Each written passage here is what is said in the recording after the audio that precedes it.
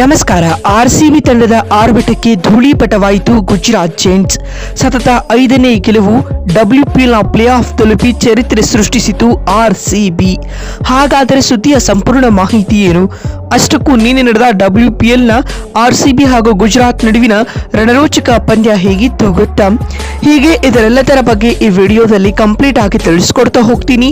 ಆದ್ದರಿಂದ ದಯವಿಟ್ಟು ಈ ವಿಡಿಯೋವನ್ನು ಕೊನೆವರೆಗೂ ನೋಡಿ. ಆದರೆ ಅದಕ್ಕಿಂತಲೂ ಮುನ್ನ ನೀವು ಕೂಡ ಆರ್ಸಿಬಿ ತಂಡದ ಅಭಿಮಾನಿಗಳಾಗಿ ಈ ವಿಡಿಯೋವನ್ನು ನೋಡುತ್ತಿದ್ದರೆ ತಪ್ಪದೆ ಈ ಕೂಡಲೇ ಈ ವಿಡಿಯೋಗೊಂದು ಲೈಕ್ ಮಾಡಿ ಮತ್ತು ನಮ್ಮ ಚಾನಲ್ಗೊಂದು ಸಬ್ಸ್ಕ್ರೈಬ್ ಮಾಡಿ. ವಡೋದರದಲ್ಲಿ ಗುಜರಾತ್ ಜೈಂಟ್ಸ್ ವಿರುದ್ಧದ ಪಂದ್ಯವನ್ನ ಏಕಪಕ್ಷೀಯವಾಗಿ ಗೆದ್ದುಕೊಂಡಿರುವ ರಾಯಲ್ ಚಾಲೆಂಜರ್ಸ್ ಬೆಂಗಳೂರು ತಂಡ ತನ್ನ ಗೆಲುವಿನ ಮೂಲಕ ಪ್ಲೇ ಆಫ್ಗೆ ಮೊದಲ ತಂಡವಾಗಿ ಅರ್ಹತೆ ಪಡೆದುಕೊಂಡಿದೆ.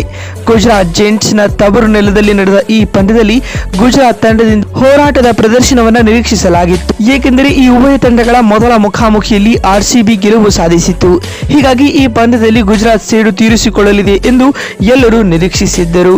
ಆದರೆ ಆರ್ಸಿಬಿಯ ಸಾಂಘಿಕ ದಾಳಿಗೆ ತತ್ತರಿಸಿದ ಗುಜರಾತ್ ಬರೋಬ್ಬರಿ 61 ರನ್ಗಳಿಂದ ಸೋಲೊಪ್ಪಿಕೊಂಡಿತು ಸ್ನೇಹಿತರೆ. ಈ ಮೂಲಕ ಈ ಪಂದ್ಯದಲ್ಲಿ ಗೆಲುವು ದಾಖಲಿಸುವುದರೊಂದಿಗೆ ಆರ್ಸಿಬಿ WPL ಇತಿಹಾಸದಲ್ಲಿ ಸತತ 5 ಪಂದ್ಯಗಳನ್ನು ಗೆದ್ದ ಮೊದಲ ತಂಡ ಎಂಬ ವಿಶ್ವ ದಾಖಲೆಯನ್ನು ನಿರ್ಮಿಸಿದೆ.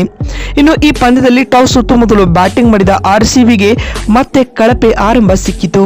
ಸ್ಫೋಟಕ ಬ್ಯಾಟರ್ ಗ್ರೇಸ್ ಹ್ಯಾರಿಸ್ 1 ರನ್ ಬಾರಿಸಿ ವಿಕೆಟ್ ಒಪ್ಪಿಸಿದರೆ ಆ ಬಳಿಕ ಬಂದ ಜಾರ್ಜಿಯಾ ವಾಲ್ ಕೂಡ 1 ರನ್ ಬಾರಿಸಿ ಪೆವಿಲಿಯನ್ ಸೇರಿಕೊಂಡರು.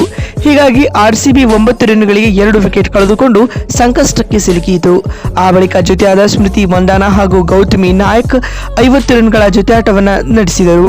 ಕಳೆದ ಪಂದ್ಯದಲ್ಲಿ 96 ರನ್ಗಳ ಸ್ಫೋಟಕ ಇನ್ನಿಂಗ್ಸ್ ಆಡಿದ ಸ್ಮೃತಿ ಮಂದಾನ ಈ ಪಂದ್ಯದಲ್ಲಿ 26 ರನ್ಗಳಿಗೆ ವಿಕೆಟ್ ಒಪ್ಪಿಸಿದರು. ಸ್ಮೃತಿ ವಿಕೆಟ್ ಪತನದ ಬಳಿಕ ಗೌತಮಿ ನಾಯಕ್ ಜೊತೆಯಾದ ರೀಚಾ ಘೋಷ್ ಸ್ಕೋರ್ ಬೋರ್ಡ್ ವೇಗವನ್ನ ಹೆಚ್ಚಿಸಿದರು. ಈ ಜೋಡಿ 68 ರನ್ಗಳ ಜೊತೆಯಾಟವನ್ನ ಆಡಿ ತಂಡವನ್ನ 100 ರನ್ಗಳ ಗಡಿ ದಾಟಿಸಿದರು. ಇದೇ ವೇಳೆ ಗೌತಮಿ ನಾಯಕ್ ತಮ್ಮ WPLನ ಚೊಚ್ಚಲ ಅರ್ಧಶತಕವನ್ನ ಪೂರ್ಣಗೊಳಿಸಿಕೊಂಡರು. ಈ ಮೂಲಕ WPL ಇತಿಹಾಸದಲ್ಲಿ ಅರ್ಧಶತಕ ಬಾರಿಸಿದ ಮೊದಲ ಅನ್ಕ್ಯಾಪ್ಡ್ ಆಟಗಾರ್ತಿ ಎಂಬ ಇತಿಹಾಸವನ್ನ ಕೂಡ ನಿರ್ಮಿಸಿದರು.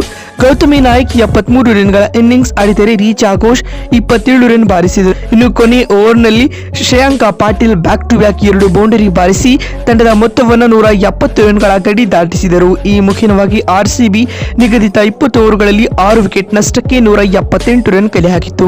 ಇನ್ನು ಈ ಗುರಿಯನ್ನ ಬೆನ್ನಟ್ಟಿದಂತಹ ಗುಜರಾತ್ ತಂಡಕ್ಕೆ ಇನ್ನಿಂಗ್ಸ್ನ 2ನೇ ಓವರ್ನಲ್ಲಿ 2 ಆಘಾತಗಳು ಎದುರಾದವು.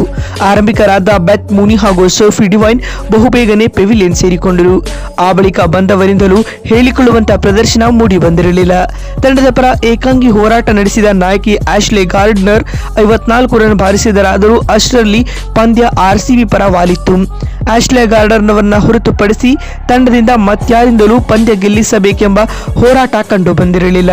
ಹೀಗಾಗಿ ಗುಜರಾತ್ 20 ಓವರ್ಗಳಲ್ಲಿ 8 ವಿಕೆಟ್ ಕಳೆದುಕೊಂಡು 111 ರನ್ ಕಲೆ ಹಾಕಲಷ್ಟೇ ಶಕ್ತವಾಗಿತ್ತು. ಈ ಮುಖೇನವಾಗಿ ಈ ಪಂದ್ಯದಲ್ಲಿ ಆರ್ಸಿಬಿ 61 ರನ್ಗಳ ಭರ್ಜರಿ ಗೆಲುವು ದಾಖಲಿಸಿತ್ತು. ಇತ್ತ ಸಯಾಲಿ ಸತ್ಕರಿ 3 ವಿಕೆಟ್ ಪಡೆದು ಮಿಂಚಿದರು ಸ್ನೇಹಿತರೆ. ಈ ಗೆಲುವಿನೊಂದಿಗೆ ಆರ್ಸಿಬಿ WPL ಪ್ಲೇ ಆಫ್ಗೂ ಕೂಡ ಕ್ವಾಲಿಫೈ ಆಗಿದೆ. ಮತ್ತೊಂದು ವಿಡಿಯೋದಲ್ಲಿ ಸಿಗ್ತೀನಿ. ನಮಸ್ಕಾರ.